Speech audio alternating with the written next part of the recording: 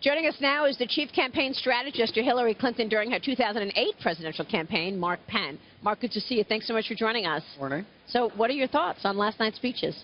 Well, I thought last night went extremely well.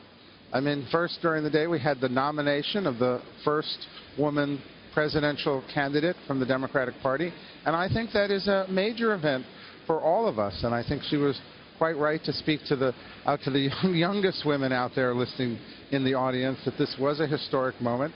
I think she started in 2000 on a political career that really was historic, to have a first lady really make this transition through being a senator, being Secretary of State, and now the first woman presidential candidate. Yeah, it was a nice touch to see all the males and then her breaking the ceiling. How has she changed since 2008? You were her campaign manager then. Well, I think she's continued to gather more experience and more learning, I think, to be prepared for this moment, to be President of the United States. I think, as President Clinton outlined, he went a little farther back than I knew Hillary Clinton.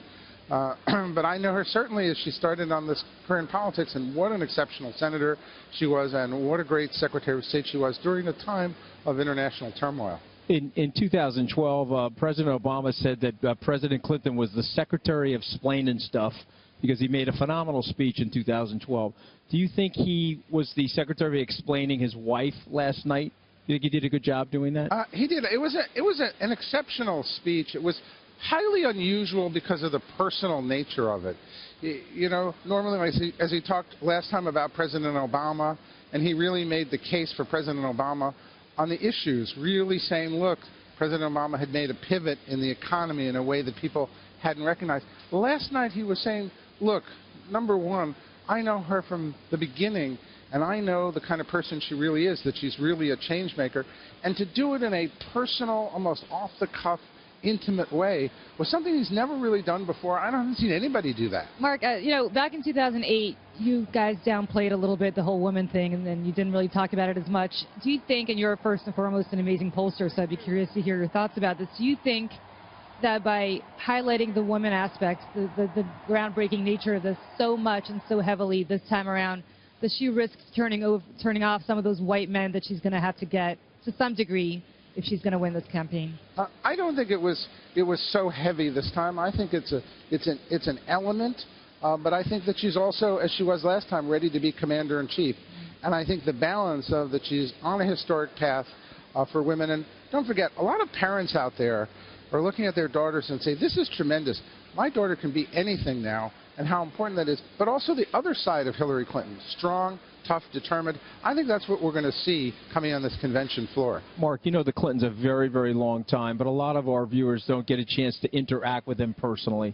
So what would be something that you'd want to share about the two of them personally that the average person wouldn't be able to know from television? Yeah, I think personally, the level at which they rely upon each other and call each other, and she'll rely upon him and he'll rely upon her when trouble breaks out, I think has always been underappreciated.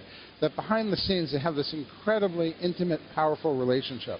What about the DNC email situation at this point? Hillary has now hired Debbie Wasserman Schultz. What does that mean? Well, look, I think that the DNC emails are in fact a serious issue. They're playing themselves out. I think they're going to do a proper investigation here, both how this happened, did Russian state actors really intervene here, and then I also think, you know, any of the things that were inappropriate, I think won't happen again. And I think there are some obviously inappropriate things in the email. Was there a coordinated phone call or meeting to say, let's make sure to throw in that Russia angle every time this issue comes up? I have no idea on that. I think it's pretty obvious. You know, back in 2008, I had the FBI visit me. They thought the Mideast had hacked into my emails. I think there's no question that when the FBI shows up, they tell you what they think.